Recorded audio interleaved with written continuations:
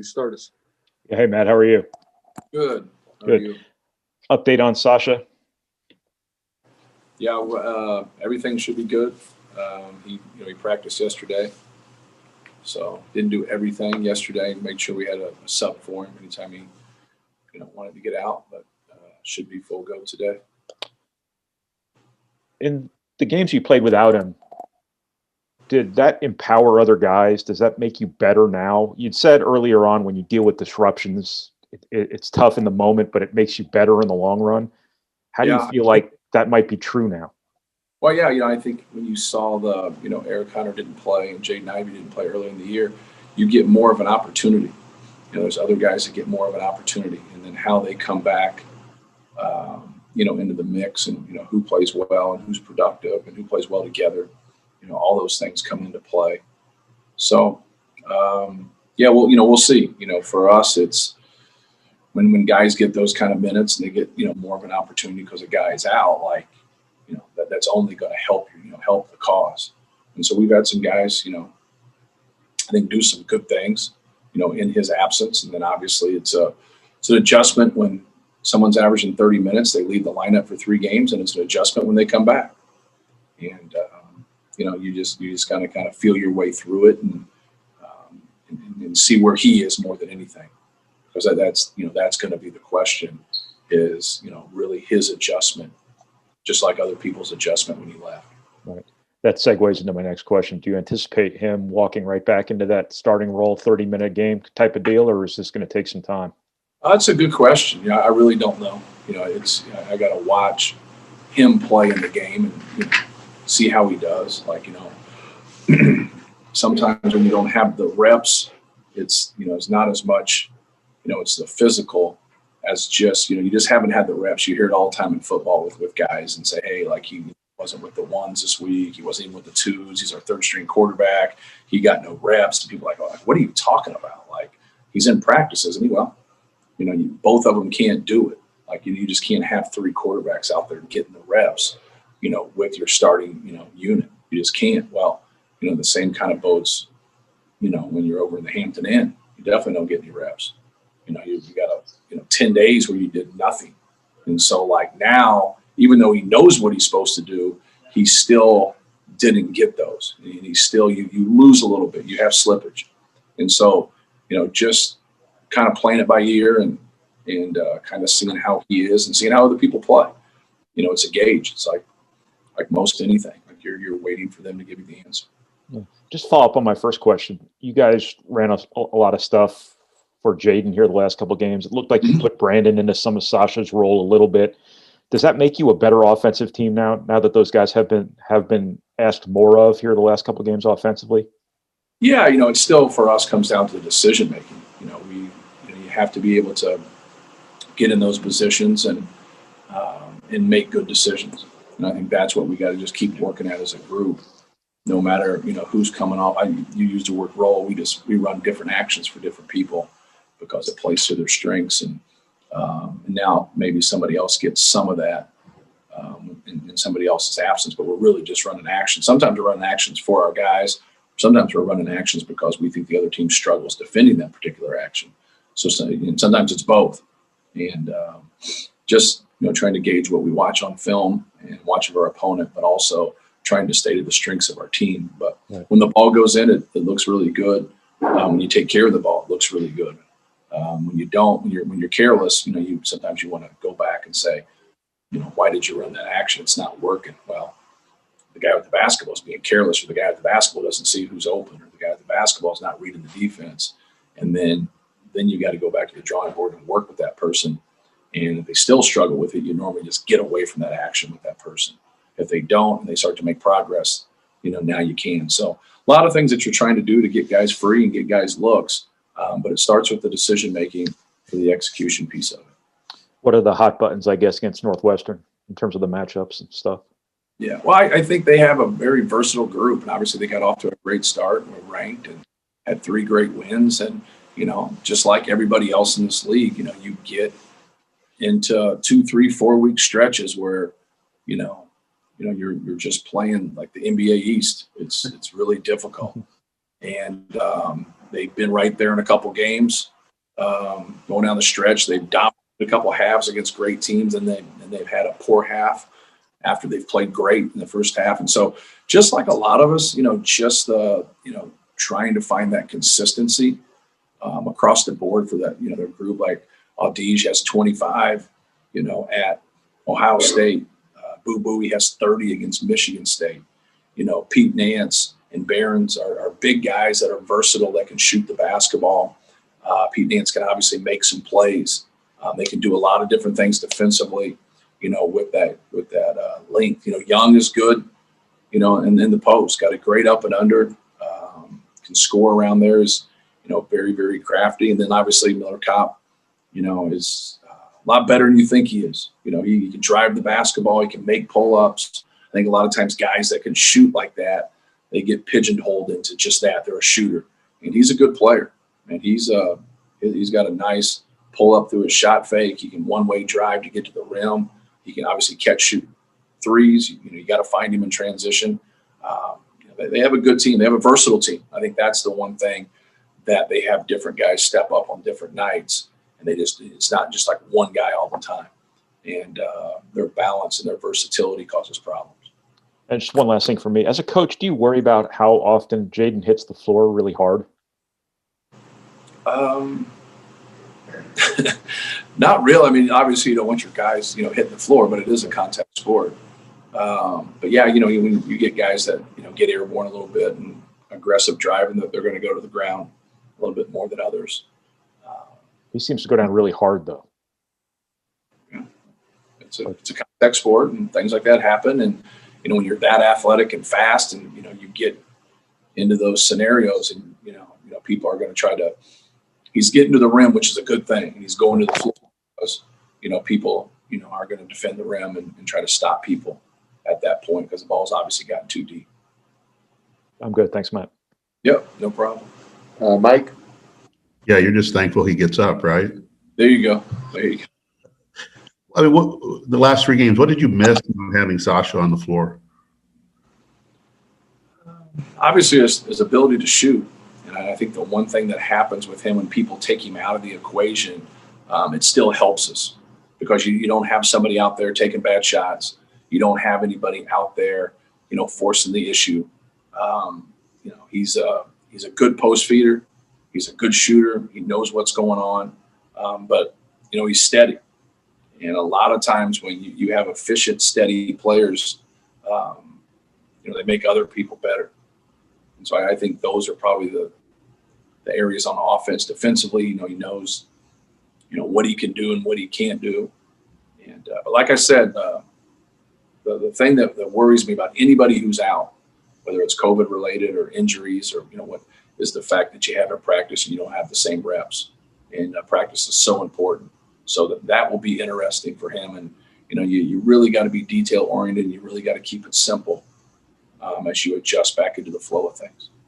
He doesn't seem like a guy that would just jump into the deep end, so to speak, out of the gate. I mean, he does have some intelligence about him from a basketball standpoint, that he's just not going to go crazy out there those first time he gets in the game, right? Yeah, I hope so. Yeah, but I agree with you. I think he's that guy. But, everybody's victim to that, because you get so eager to play when you have to sit out. Anytime you find guys that have to sit out, especially if they have injuries for a long period of time, it makes them really appreciate the game, the competitiveness. But initially when they return, it's hard for them. I think there's a lot of athletes out there that would say that it's hard, because, you want to do some things to make up for lost time. That's not the way it works.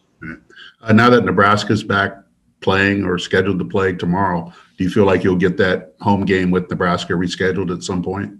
Yeah, that's the plan. They haven't told us, when that's going to be, but yeah, that's the plan.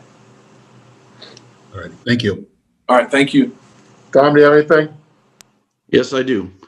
Matt, I have a COVID-related question for you. And if you can't answer it, I certainly understand. But in regards to Sasha's situation, how much talk with the medical people do you have every day, and do you or they talk to other programs who've had guys who've had to come back from it as to what sort of pace they might go at or whatever?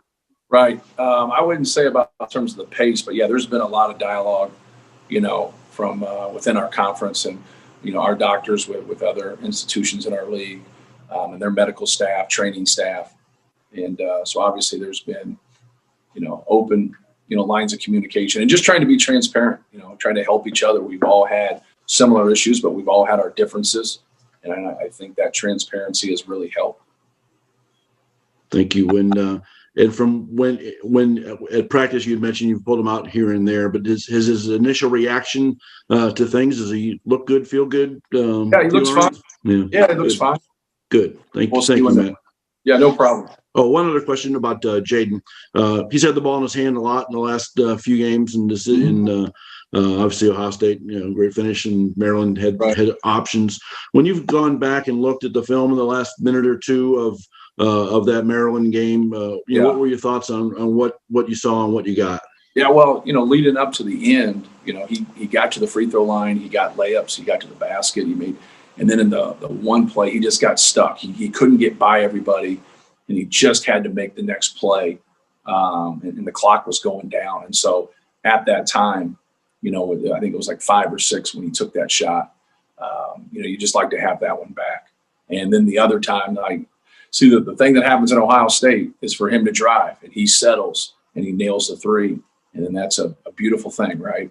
And so then when that happens again in that next possession, we want to get to the basket. See, a lot of times what happens is when you run something for your big guy and you don't get it to him, you're going to get stuck. And then if you're stuck and the ball is in people's hands that can't break people down, now you're really stuck. You got one of those step back 3 air balls. And so now putting the ball in somebody's hands that can break people down, now you got to be able to make those decisions and make those plays. And Jaden did a great job, leading up to the end right there. But then at the end, he steps back and really shoots the same shot he took against Ohio State, and he misses it. And, you love it when it goes in, but then when it doesn't, you'd rather go back and say, why, we should get to the rim. We should try to get another one of those layups, get those free throws. But you lived with it when it went down.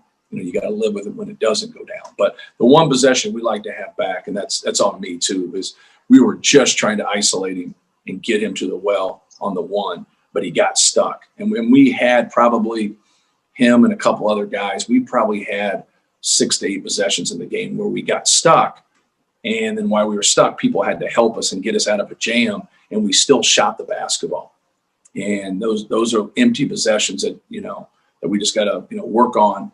And because, you got another team out there, you got a defense out there, and, they start to do some things and swarm you and put 2 to 3 people on the ball. Like the ball's got to get out of your hands. But sometimes, it's one of those plays where, you just got to jump stop, trust the process, see the whole court, but also people got to get open and help them too in those kind of evacuation plans.